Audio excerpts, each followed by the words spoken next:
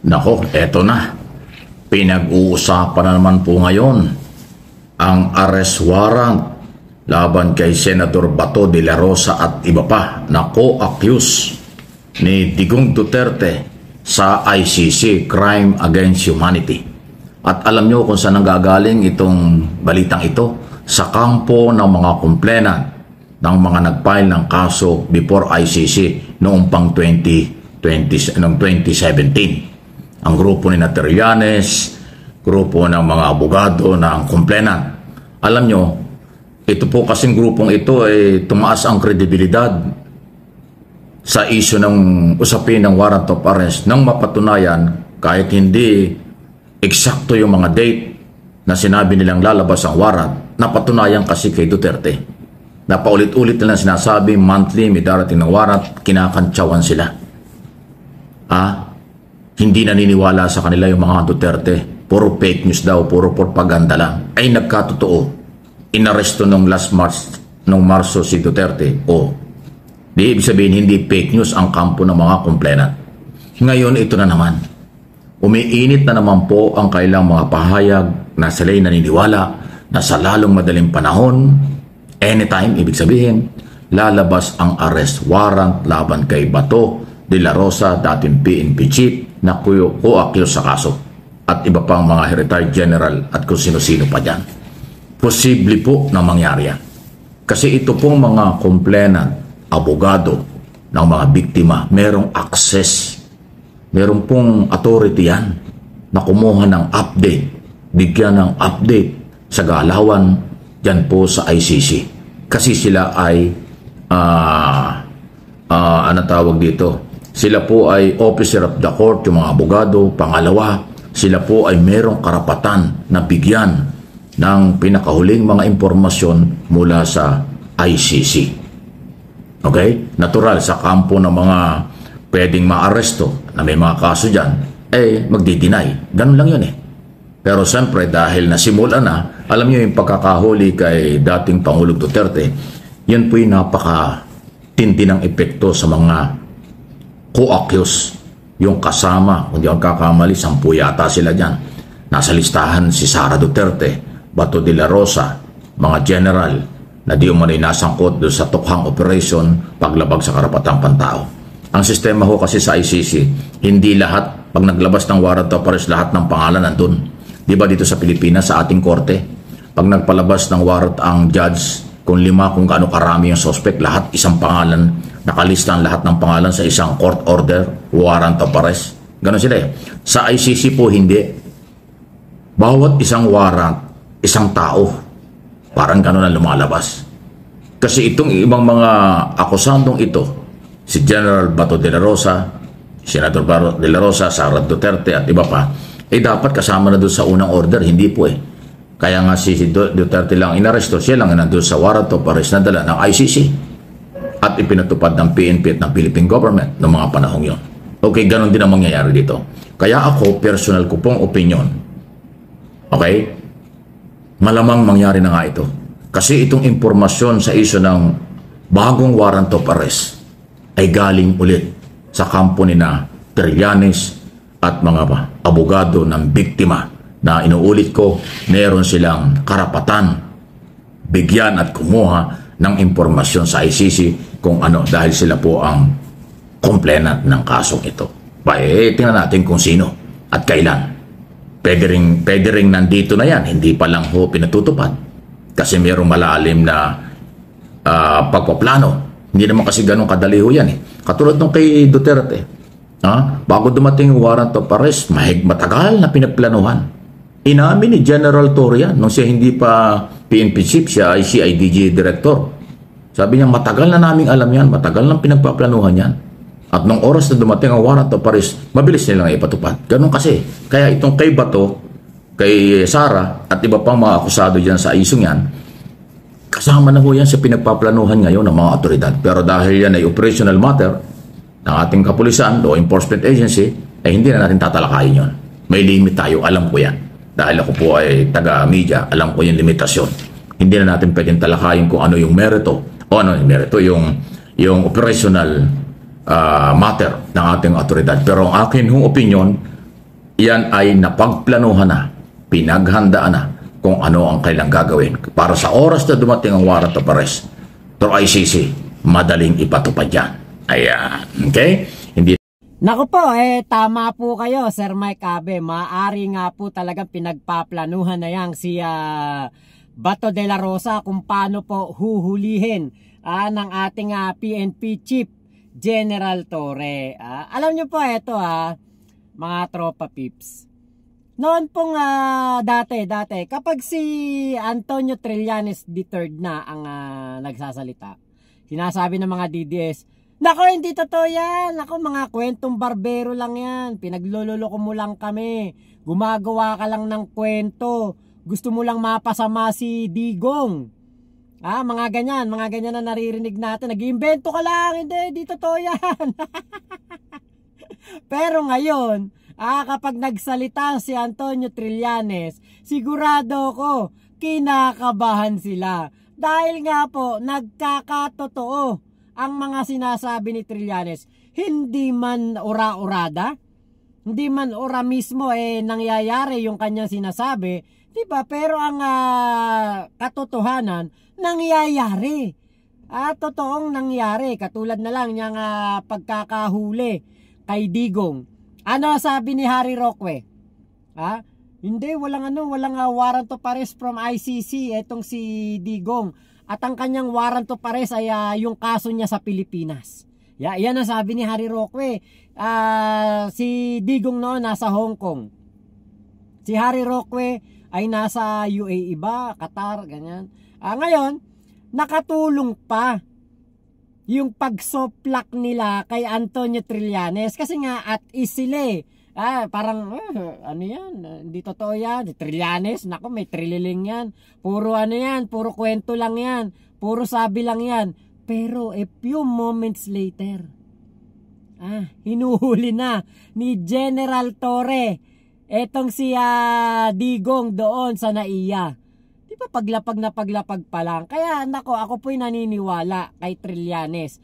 At ako'y naniniwala na etong si Bato de la Rosa ay talagang coming soon na ang kanyang pagkakahuli. Siguro baka hindi pa lang po sineserve ngayon ang warrant of arrest netong si Bato de la Rosa ay dahil po hindi pa nagsisimula ang 20th Congress. Saka mailap medyo mailap yan. Hindi naman may tatanggi na meron po syempre mga intel pa rin yan. Meron pa rin mga mga contact sa loob. Meron pa rin nakakaututang dila na magsasabi sa kanya kung ano yung mga plano, kung dumating na ba, kung ano na ang next stage laban sa kanya, di ba? Kung ano na ang gagawin sa kanya. Kaya po dito sa pagpapahuli ng ICC dito kay Bato de la Rosa, yan ang aabangan natin, the next big thing. At ako, alam niyo sa totoo lang, excited na ako. At hindi dahil sa makukulong o mapaparusahan si Bato de la Rosa, pero excited ako na makikita na naman natin kung gaano mag-iiyak ang mga didilis. Makikita na naman natin kung gaano nila ipagsisigawan na napakasama ng ating Pangulong Bongbong Marcos. Excited ako na makitang binubulyawan nila ang ating gobyerno dahil failed sila, dahil mahina sila. Yung sinasabihan nila na weak president, yung sinasabihan nila na walang kwentang presidente, pero kayang makapagpakulong at makapagpasuko ng mga makapangyarihang tao dito sa Pilipinas. Yun ba yung weak? Gusto kong makita na naman na nagyayayaw-yaw na naman sila sa SOCMED. Gusto kong makita na naman na sinasabihan nila na ang ating gobyerno ay walang soberenya, ang ating soberenya ay inaagaw o pinapaubaya natin sa ibang bansa. Gusto kong makita yan. At gusto kong makita na sinasabi nila Duterte pa rin ang malakas, pero ni isang tao walang makapigil sa pagdampot kay Digong. Diba? Kaya yan po yung gusto kong makita. Uulitin ulit ang history. Makikita natin nagyayakapan sila sa may airport, at pinapatahan, pinapatigil sa pag-iyak, inaalo, kino-comfort nila ang isa't isa dahil wala silang magawa. Dahil yung kanilang dinidiyos na sinasabi nilang malakas ay walang kapangyarihan. Na ultimo yung anak na vice-presidente walang magawa. Yung mga kaalyadong mga tuta hindi man lang makapasok sa Villamor Air Base. Diba? Yan ang mga gusto nating makita. Yung maramdaman nilang helpless sila, powerless sila, para ma-realize nila na tapos na ang kanilang kapangyarihan. Tapos na ang kanilang pagsasamantala sa ating bayan. Eto nga, di ba, nabanggit ko sa mga nakaraan kong vlog patungkol po dito kay Digong, na dapat si Digong ay kumbaga ihabla din sa ICC patungkol po sa nangyari sa 34 na sabungero. Dahil nga, meron na pong nangyayari, meron ng krimen na nangyayari, hindi pa rin niya pinahinto. At sa halip, ang inisip niya ay ang pera. Puro pera, pera, pera. Binaon na nga tayo sa utang eh. Di bali nang mabaon na tayo sa utang. Di bali nang umabot pa ng 10 trilyon ang idagdag ni Digong na utang sa Pilipinas. Wag lang pong may magbuwis ng buhay na isang Pilipino sa kanyang mga desisyon. Mas mamatamisin pa natin yun eh. Walang EJK, walang 34 na sabungero na nasa Taal Lake daw po. Diba? Okay pa yun na nabaon lang tayo sa utang. Ang maaalala lang natin kay Digong, binaon kami sa utang 10 trilyon, 15 trilyon, 30 trilyon. Diba? Parang mas maganda, maano pa yun sa dibdib kasi mga Pilipino masisipag naman. Nagbabayad naman tayo ng ating mga buwis. Masipag naman tayo sa hanap buhay eh. Baka mabayaran pa natin yung utang. Pero yung buhay, hindi na po maibabalik yun. Kaya sabi ko, sa isip-isip ko, alam ko wala na tayo sa ICC. Pero pwede sigurong sabihin ni Attorney Cristina Conti sa ICC na etong si Digong, sa halip na ipahinto, ipatigil ang isabong dahil marami nang napeperwisyo, may mga buhay na napeperwisyo, may buhay na kinukuha. Baka pwede, di ba? Kahit man lang side comment na panahon ni Digong, sa halip na ipatigil ang isang online game ay hindi pinatigil at ang nangyari dumami pa. Ang noon ay 5 lang na sabungero, abay naging 34. Diba? At damay dito si Bato de la Rosa. Bakit? Walang ginawa. Senate hearing, pero walang kwenta. Walang nakuhang hustisya. Diba kung tutusin, ang Senado na nga ang isa sa pinakamalakas na mag-imbestiga at duminig sa kaso ng mga sabungero. Pero wala pong nangyari. Wala pong nangyari. Hindi na tayo magtaka kung wala nangyari kasi sabi nga nung doon sa sa Billionaire News Channel, nakita ko yun Billionaire News Channel nga ba? Meron ako nakitang article na yun daw pong senador na sinasabi ay kilalang kilala sa kanyang mga outreach activities, outreach program. Kaibigan ni Bato yata yun eh. Naman ho pwedeng pagtaguan ni Bato ang Senado. Wala. Ang warrant of arrest ay laging ipapatupad yan. Temporary, pwede siya magtago sa Senado. Pero hindi naman pwedeng habang buhay ka nasa Senado. 24 hours, may mahirap yun. At hindi naman siya pwedeng di-arrest yun pag may warrant of arrest. Kung si Digong nga daming bodyguard at kung sino-sino pang mga abogadong katabi. Hinuli ni Torre. Pinusasan pa nga si Salvador Mildea. Di ba? Kung hindi umalis yung mga abogado, lahat yun pupusasan ni Torre. Ganong katapang si Torre. At lalo na ngayon, PNP chief na, mas matobli ang tapang niya.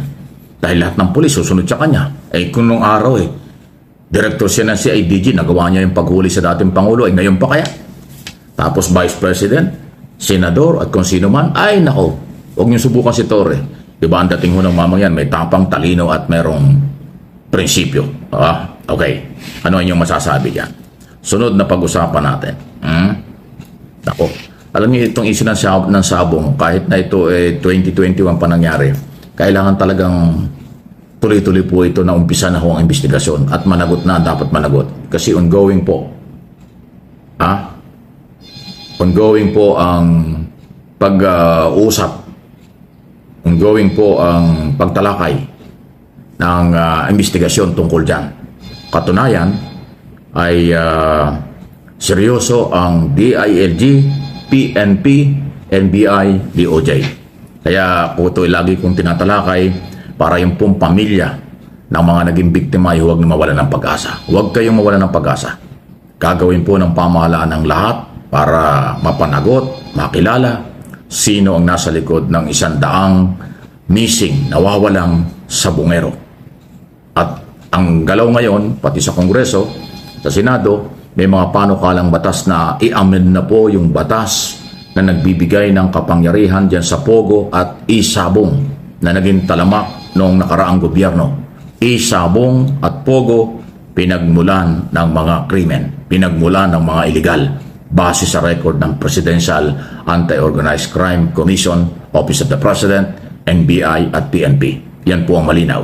So talagang hindi mabuti ang idinulot ng Pogo at isabong na inaproban ng nakaraang pamalaan. Kaya ngayon ang ginagawa ng gobyerno, ipatigil ito at panagutin ang mga taong nasa likod ng krimen, karahasan, paglabag sa karapatang pantao ng mga naging biktima. Okay? Any comment, reaction, malaya po kayo. Huwag kayong magsasawa sa lahat ng mga isyu na ating tinatalakay, ipinaparating natin sa mga kinauukulan. Sa inyo yan. Nako, sana nga po talaga ay maging ano po yan, maging makatotohanan niyang pagpapahinto po sa mga online games na yan. Para hindi na po magpatuloy ang mga kaperwisyuhan na ginagawa po niyan. Alam niyo sa totoo lang, kada cash in na ginagawa po diyan sa mga application na yan, kinabukasan ng kabataan ang nawawala dyan.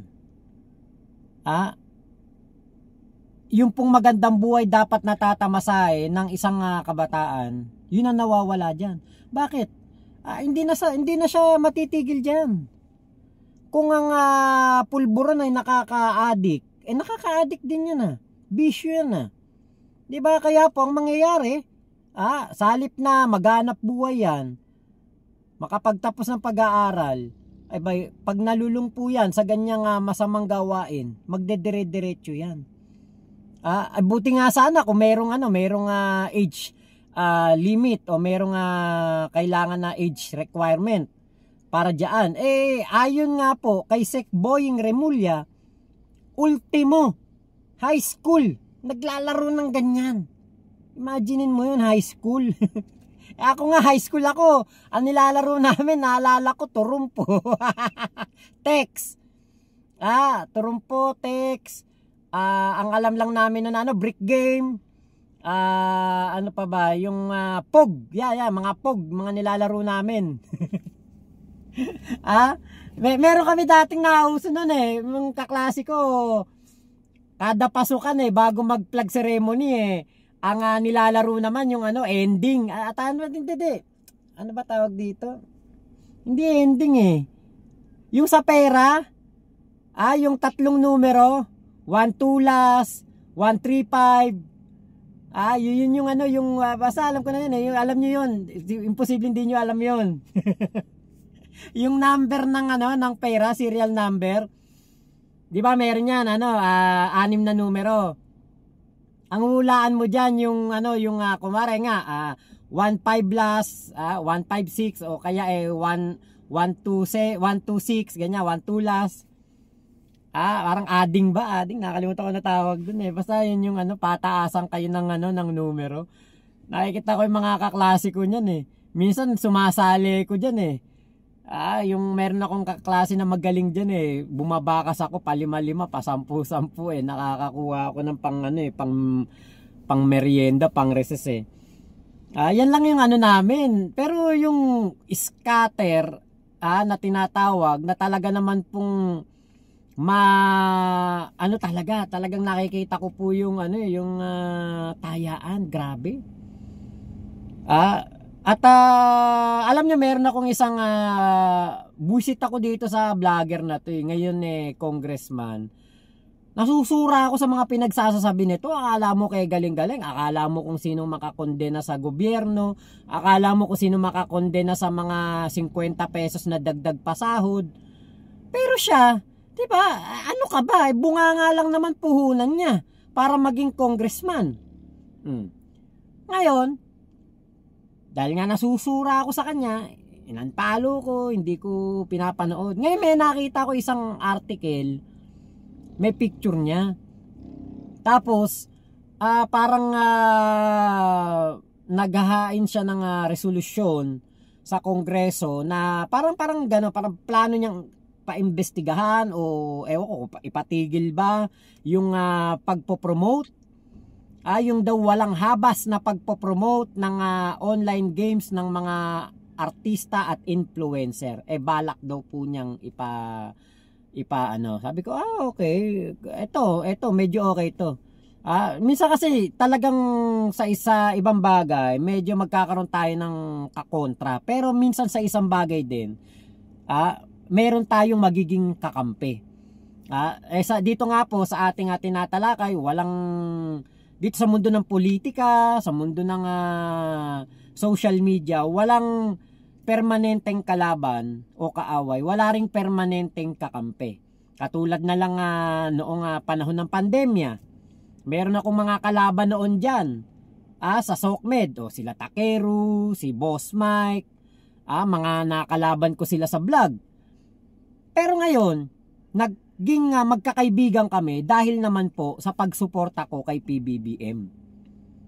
Naging magkakaibigan kami dahil kay PBBM. Hindi ko sinasabi na in the near future o sa future magiging magkakalabang kami dahil medyo malalim na ang aming mga pagkakaibigan. Hindi na basta sa SOCMED lang, nagkikita-kita kami, nagkakasama-sama kami sa travel, naging pundasyon namin yung kumbaga matagal na naming pagsasama. Actually, naging maganda pa nga po kasi yung dati kong kalaban o kaaway, naging kaibigan ko pa. At yung pong dati kong mga kaibigan, sila pa po ngayon ang hindi ko na kaibigan. Kumbaga, ako tinuturing ko silang kaibigan, pero hindi nila na ako tinuturing na kaibigan. Kaya sabi ko, doon ko napatunayan, totoo nga yung sinasabi sa mundo ng politika. Kahit sa pagbablog lang ng politika, walang permanenteng kalaban, walang permanenteng kaaway. Pero, kapag naging malalim ng pagsasama ninyo, naging mabuti kayo sa isa't isa at may yung friendship at samahan na pinapakita ninyo totoo at walang kaplastikan, magiging isang mabuti kayong magkakaibigan. Yan napatunayan ko kila Boss Mike. Ngayon, dito po sa ating mga kababayan na 34, sana nga ay maging maging issue din to sa ICC. Dahil eto po, pati na dito kay Bato, sa lahat. Kasi eto po ay isang issue na napakaseryoso na ang ating dating presidente mas pinili pa ang online game na magpatuloy kaysa po mahinto ang krimen. So, yan lamang ay magpapakita o maja-justify lamang talaga na ang isang Digong Duterte ay walang pakialam sa buhay hanggat ang gobyerno niya ay kumikita. At hindi po ito pinigilan din ng kanyang mga alipores. Meron nga ako nakita isang interview may nagtanong, hindi pa senador si Bato. May nag-interview. Sir. Magandang hapon. Sir, tanong ko lang. Dahil po meron po tayong suliranin sa mga illegal alien dito sa ating bansa, ano po ba ang inyong magiging solusyon kung sakaling kayo senador na? Sabi, di ano, kung sila illegal, illegal is illegal. 'Di ba? Pero kung sila naman ay mga illegal at gusto nilang mag-stay dito sa Pilipinas, gawin nating legal. Anak ng tete. Alam niyo, Sus Mariosep, ano bang interview? Ano bang klaseng sagot yun? Di ba? Kaya sabi ko, nako talaga, grabe pala talaga. Hindi pa to senador. Meron nang naiisip na kapalpakan na gagawin. O yun na nga, di ba? Kita nyo, nung naging senador to, napakaraming illegal na mga foreigner ang naging legal. Nagkaroon pa nga ng mga birth certificate At napakaraming nabigyan ng birth certificate doon mismo sa Davao. Kaya ano pa ba asahan natin talaga kay Digong? Yun ang Duterte legacy 'Di ba? So, yun lamang po. Maraming salamat sa pagsama nyo sa aming vlog ni Sir Mike Abe. Sir Mike Abe, thank you po sa inyong video na aking nareaksyonan. Marami kami natututunan, marami kaming nalalaman na informasyon dito po sa inyong vlog. Pagpatuloy nyo lang po yan. Keep up the good work. Keep up the good job. Salamat po. Suportahan nyo rin po ang YouTube channel ni Sir Mike Abe, MA Pinoy TV, at Mike Abe Opinions dito po sa YouTube. Bye-bye, Mama Chup Chup. Love you. God bless us all, Pilipinas. God first. Salamat po. Ingat po kayong lahat. Happy weekend.